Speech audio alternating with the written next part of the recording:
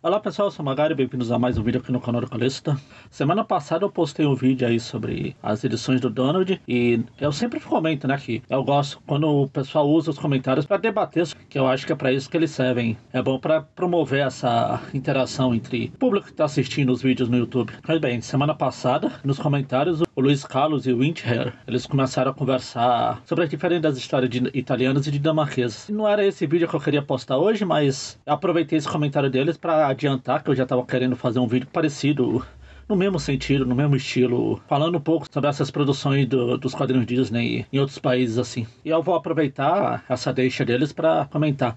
Atualmente, a produção de quadrinhos Disney se resume assim, né? Ela é formada basicamente do mercado italiano, que é onde mais produz quadrinhos Disney, acho que atualmente, produz e consome, e o mercado da Dinamarca. E quando eu falo Dinamarca, não é só o país Dinamarca, é aquela região ali dos países nórdicos, que eles estão sempre trocando histórias, tanto que pelos idiomas serem quase parecidos, tá, não vamos dizer que é parecido. Por serem idiomas próximos, muitas vezes é a mesma edição, sai com a mesma capa, a mesma coisa, só com uma tradução diferente para aqueles países tipo Dinamarca, Suécia, Finlândia. A Finlândia é mais diferente o idioma.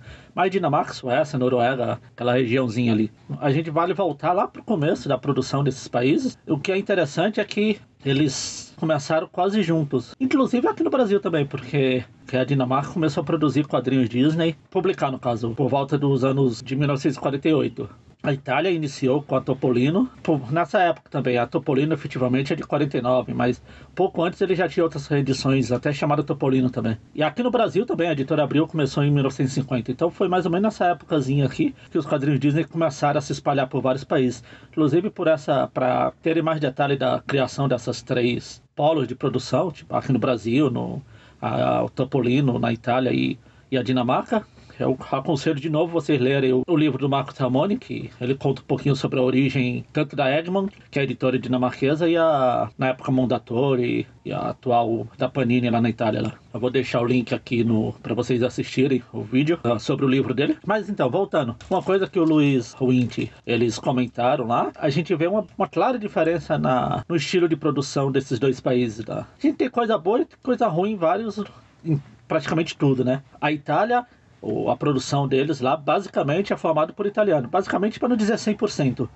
Tanto que as histórias que saem na Topolino, ela é majoritariamente escritas e desenhadas no próprio mercado italiano. As histórias de outros autores, de outros países, quando são publicadas lá, eles são publicados nas revistas paralelas, nas periféricas, tipo a Paperino, a Zio Paperoni, até o Classic Disney, que volta e meia sai por lá. E ao contrário da Dinamarca, que lá eles não só empregam os desenhistas e autores próprios dinamarqueses, como importam de outros países. A gente vê, se vocês prestarem atenção, na própria revista que a Culturama lança atualmente, quando tem história de Dinamarca, a gente vê vários autores de outros países, tipo o Carlos Mota, que é brasileiro, a gente tem o Vicar, trabalha muito tempo lá, a gente tem a Carol e tinha o Pat McGrew, as histórias dele basicamente eram publicadas da Dinamarca, e italianos também, tanto que no vídeo que eu vou lançar na quinta-feira, vai ser o review das revistas do Tipatinhas. Vai ter 3 histórias de Dinamarca e que tem italiano, né? No caso, o Massimo Fetti é o desenhista da história, com Peter Steinberg, a história que abre a edição 30 do Tipatinhas. Na Dinamarca, eles apostam mais no estilo de histórias curtas, que vai agradar aquele público mais saudosista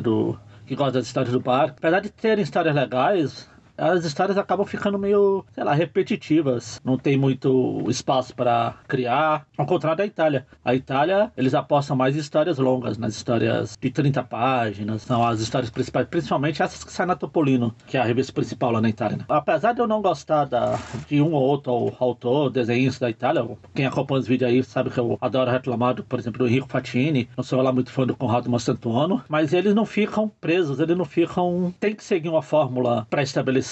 Eles apostam mais, eles tentam inovar mais. O traço está sempre mudando. Nos próprios roteiros das histórias, apesar de a gente ter as tipo das histórias mais clássicas de aventura, de mistério, etc., caça ao tesouro, blá blá. E na Itália, principalmente, a gente tem aquelas histórias que eles usam os personagens da Disney pra contar outras histórias. Por exemplo, as clássicas As Mágicas de Mickey, que é a história de fantasia, que é com o Mickey, o dono de Pateta, os personagens. A gente tem o Donald Quest, que eu fiz um review recentemente aqui no canal, que são histórias de steampunk. A gente tem história de fantasia, que são... Recentemente na Itália, lá saiu uma série chamada Paper Fantasy, que são os personagens no mundo fantástico. A gente tem as paródias, as diversas paródias que tem, que sai bem de lá, todas essas que saem na Graphic Disney atualmente. Que a gente teve as histórias, por exemplo, que eu já comentei também, o Ducks to the Road, que é do Stefano e da Teresa Hadid. Então eu acho que eles não têm medo de inovar. Claro que nem sempre vai sair boa, coisa boa. Como sempre acontece, tem coisa boa e tem a coisa ruim em tudo. E outra coisa que tem na Itália, é que eu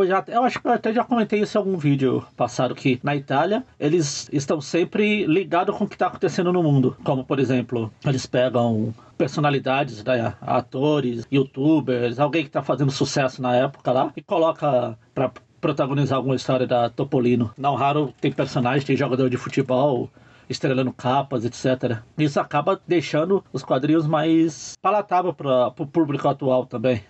Mesmo que eu, particularmente, eu não seja lá muito fã, por exemplo, de colocar youtuber, se fosse aqui no Brasil, por exemplo, colocar youtuber nas histórias, atores, mas é uma coisa que, se você for prestar atenção no público da Itália, você vê que ele está sempre se renovando. Mesma coisa lá na Dinamarca. O público não é igual aqui no Brasil. Aqui no Brasil, o público está basicamente preso nos velhos igual a gente. Se tem novos, é pouco. Pessoas novas entrando nesse mundo é pouco. Muita gente nem sabe que esses quadrinhos ainda são publicados. Enquanto que nesses países, na Itália, Dinamarca, países nórdicos, os quadrinhos estão sempre em evidência e são os principais. É mais por essa inovação, por essa tentativa de inovar na Itália e por essa coisa do clássico na Dinamarca também, né? Tanto que na Finlândia, o Donald é um dos personagens mais importantes do país.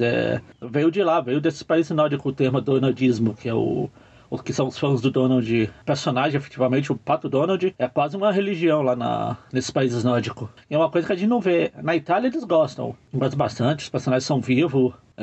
Eles estão no imaginário popular, diferente aqui no Brasil, que eles já são meio que relegados e esquecidos. Eu já falei naquele vídeo da nostalgia muito claro, por causa do público brasileiro, que eles são aquele público mais velho que não aceita mudanças, enquanto que nesses dois países, nessas duas produções, eles estão sempre mudando, e por isso que eles estão continuando. A gente vê aqui no Brasil, por exemplo, as histórias do Zé Carioca na Culturama. As histórias são legais, eu gosto, porém, Cultura e Entretenimento, todavia, se você pegar sem saber que elas são atuais, você não vê nada de coisa atual nela. Parece que elas são dos anos 80, elas ficaram presas no passado. Então, como é a mentalidade do público aqui, ficou preso no passado, não se permite se renovar. Diferente da Itália e da Dinamarca, que eles estão sempre querendo coisas novas e trabalhando esses personagens, não deixando os personagens morrer. Acho que o pessoal que é mais fã antigo, mais fã de coisa clássica, talvez se identifique mais com as histórias da Dinamarca. Eles têm aquela formulazinha básica. A gente tem o Harry de Middleton, que acho que é um dos maiores expoentes hoje em dia, que segue aquela cartilha mais do Barks, o traço mais parecido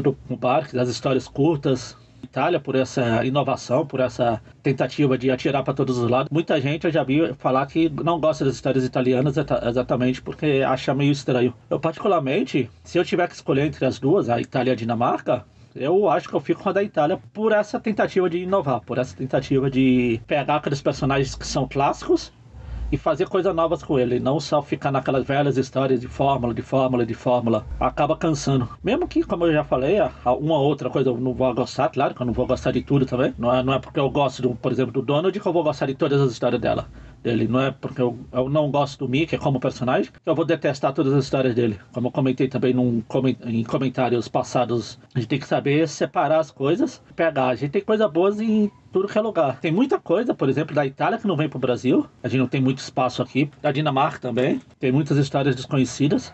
Eu não tô nem citando a Holanda, que a Holanda é um caso à parte, que ela é meio separada de tudo, mas, por exemplo, a gente tem o Zé Carioca holandês, que é bem diferente, que eu nem faço muita questão que venha, porque realmente ele é quase um personagem diferente, não faz muita diferença. Mas enfim, queria falar só um pouquinho dessa produção. Eu ainda quero falar mais especificamente, fazer um vídeo sobre cada uma delas, sobre a produção, a história da produção na Itália, a história da produção na Dinamarca, mas isso dá um pouco mais de trabalho, eu tô fazendo pesquisa aos poucos, eu trago para vocês aí. Enfim, é isso que eu comentei. Esse vídeo surgiu pelos comentários lá no vídeo. Então continue comentando, faça suas opiniões. E quem não concordar com a opinião, comece a comentar, claro, com respeito, né? Não vamos sair xingando todo mundo. Que é para isso que os comentários servem, para promover a interação dos assinantes aqui do canal, dos fãs da Disney. É isso, comentem aí o que vocês acham, quem vocês preferem, Itália ou Dinamarca. Se gostaram, se inscrevam no canal e até o próximo vídeo.